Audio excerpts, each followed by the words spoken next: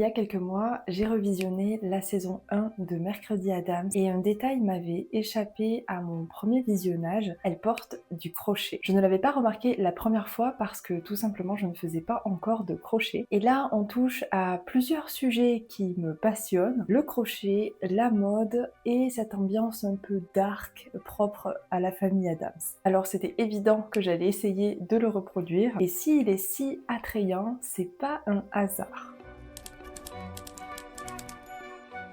Ce top colle parfaitement au personnage. Au-delà des couleurs noir et blanc évidentes pour les Adams, le crochet apporte une touche qui fait la différence. Il apporte du relief, de la variété et de l'originalité au look du personnage. Colleen Atwood, la costume designer, explique justement dans une interview qu'il est difficile d'apporter de la richesse visuelle avec une palette de couleurs aussi restreinte. Et donc qu'il faut miser sur les différentes matières, les textures, les reliefs pour créer du contraste. Et le crochet, il prend tout son sens. Quand on regarde les autres looks de mercredi, plutôt gothiques ou uniformes très scolaires, ce top fait partie du look plutôt casual de mercredi. Il a du style sans tomber dans le costume trop déguisement. Et pourtant, il la représente très bien. Quand on regarde d'un certain angle, on peut apercevoir les deux bandes qui font penser aux deux tresses caractéristiques du personnage et qui viennent appuyer ces traits-là. C'est là, mais c'est subtil et ça reste casual. Et c'est justement pour ça que je trouve que c'est un projet qui est parfait si on aime l'univers des Adams,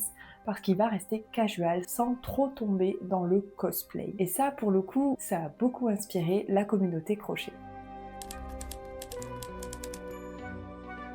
Avant toute chose, ce qu'il faut savoir, c'est que la personne qui a originellement créé ce top s'appelle Alice Morel et qu'elle l'a designé pour John Alexander Skelton. Elle a posté une vidéo sur TikTok expliquant brièvement le processus de création du prototype en travaillant notamment par bande, sans rentrer dans les détails et sans donner de tutoriel pour des raisons qui vous semblent évidentes, j'imagine, de droit. Avec le succès de la saison 1, la communauté crochet à travers le monde entier a été très inspirée par ce top et de nombreuses créations ont vu le jour sur les réseaux. Des TikTok, des réels, des vlogs, des tutos avec différents styles en tapisserie crochet, en bande avec des petits carreaux, des gros carreaux, avec ou sans les bandes noires et j'en passe. Alors moi je découvrais tout ça 2 ans après la trend, pas mal de retard puisque la première fois je ne faisais tout simplement pas encore de crochet, mais j'ai eu le temps de vraiment créer le top sans être trop pressée par une tendance et de le faire vraiment comme je souhaitais le faire et pour le coup je voulais vraiment le porter parce que je le trouve incroyable.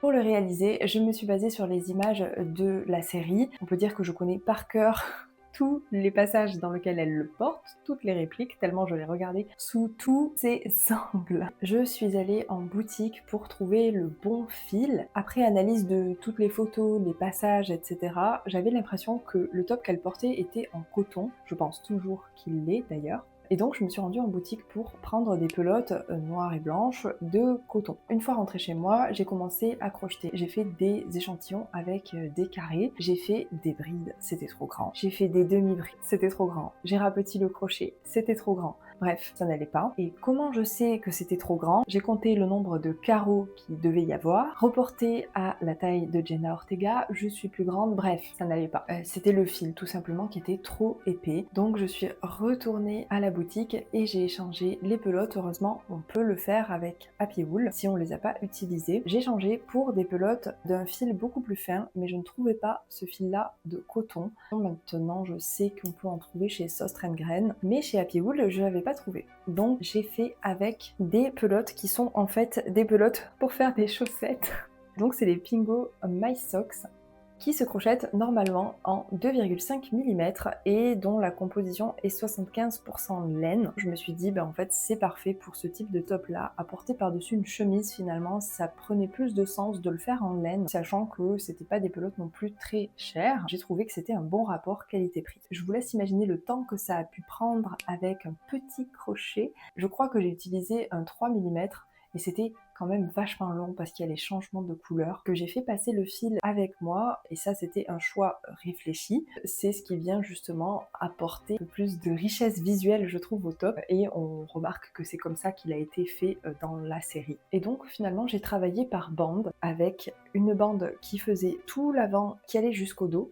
Je regardais aussi la position vraiment des carreaux, j'ai vraiment tout analysé. Quand j'ai terminé une des deux parties, je me suis rendu compte que ça n'allait pas du tout. C'est un détail qui est minime, mais ça vous montre un petit peu à quel point je voulais vraiment le même. Quand je me retournais, les carreaux étaient blancs et noirs au lieu d'être noirs et blancs ou l'inverse. Et c'est à ce moment-là que j'ai compris qu'en fait, il y avait un nombre impair de carreaux. Il y avait un petit carreau juste ici qui s'était rajouté avec finalement une couture qui a permis, j'imagine, d'ajuster la taille et le tombé. Donc j'ai pu l'adapter à ma taille tout en gardant le même nombre de carreaux que celui du top. Pour les parties noires, c'était pas en fait des parties droites, il y avait vraiment des diminutions qui étaient faites pour que au niveau des épaules ça fasse pas quelque chose de trop carré. Et c'est à ce moment-là que je me suis rendu compte que ça devait certainement suivre l'insertion des deux tresses et je me suis dit waouh, c'est vraiment du génie, ça a été pensé pour. Je trouvais ce genre de détail passionnant dans la réflexion qu'il y a dû avoir autour du personnage et des costumes et je trouve ce sujet vraiment... J'ai pas de mots. Dans certaines scènes, elle est de dos et on peut clairement voir en fait que les bandes noires sont plus larges que la taille d'un carreau. Mais voilà, c'est des petits détails sur lesquels j'ai essayé vraiment de m'attarder. Je voulais le faire du mieux que je pouvais. Donc c'est un projet qui m'a pris des semaines à faire. Et donc une fois que j'ai pu tout assembler, faire les bordures, etc., ben, je suis trop fan du résultat. Moi je trouve que c'est un top qui est vraiment incroyable. Je pense que c'est vraiment mon plus beau projet crochet jusqu'à aujourd'hui. Je le trouve vraiment trop beau. Et comme je disais encore une fois, j'adore la mode, j'adore l'univers des Adams. Et en fait, ce top, je l'ai déjà vraiment porté. Je l'ai terminé en fait en mars. Et je l'ai porté, je l'ai vraiment porté. Donc là, c'est le dos. Et là, c'est l'avant. Je trouve ce haut vraiment incroyable. Donc là, il y a une couture, mais vraiment... elle est assez discrète et c'est justement à cet endroit-là que j'ai pu jouer sur la taille des carreaux pour l'ajuster à ma taille. Les diminutions au niveau des bandes noires. J'ai passé beaucoup de temps à aussi bien aligner tous les rangs. J'y ai vraiment mis toute mon âme et tout mon cœur. Et c'est, je pense, ce projet qui m'a fait me dire que j'avais vraiment envie de continuer le crochet parce que c'était quelque chose que j'allais vraiment porter. Avant ce top, j'avais fait des petits projets que finalement je ne portais pas. C'est-à-dire que je faisais un projet pour faire un projet, puis j'apprenais aussi, donc c'est normal. Sur celui-là, j'ai vraiment défait, refait, analysé, réfléchi, choisi la matière, changé les pelotes. Voilà, j'ai vraiment fait du mieux que je pouvais parce qu'il y avait cette volonté de vraiment le porter et avoir le même en fait.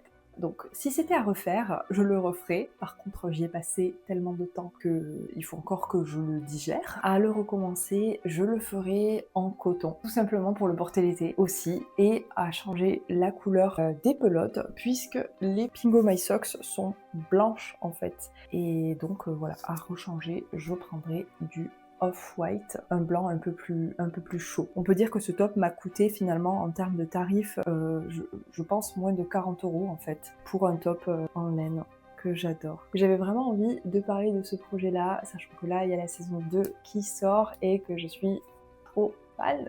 Il y a d'ailleurs d'autres articles qui tournent autour du crochet dans la série en général, notamment le snood que j'aimerais bien faire et j'ai déjà pu remarquer dans la bande-annonce que voilà, elle va porter du crochet. J'ai vu aussi un legging qu'elle va porter qui a l'air waouh. Mais alors là, par contre, j'ai vraiment pas le niveau parce que c'est du crochet et tricot et incroyable, c'est magnifique et c'est issu d'une maison de luxe, oui, parce que j'ai déjà cherché. Des fois, je suis un peu obsessionnelle sur le truc. C'est un legging vintage. Sur la saison 2, elle va porter un top en crochet par-dessus un t-shirt oversize. Et je trouve le look très stylé. Dites-moi dans les commentaires si vous avez déjà crocheté des répliques issues de films ou de séries ou de dessins animés, peu importe. Je trouve ça assez passionnant. Ce type d'article, finalement, c'est ce qui fait que je trouve que le crochet est incroyable parce qu'on peut pas l'acheter en fait. C'est un peu magique, je trouve, de pouvoir créer quelque chose auquel en fait on pourrait tout simplement pas avoir accès. Donc voilà, j'espère que cette petite vidéo vous a plu. Je trouve que c'est un format qui change et ça m'a fait vraiment plaisir de partager cette petite analyse. Moi je vous fais des gros bisous et je vous dis à très vite dans la prochaine vidéo. Bye!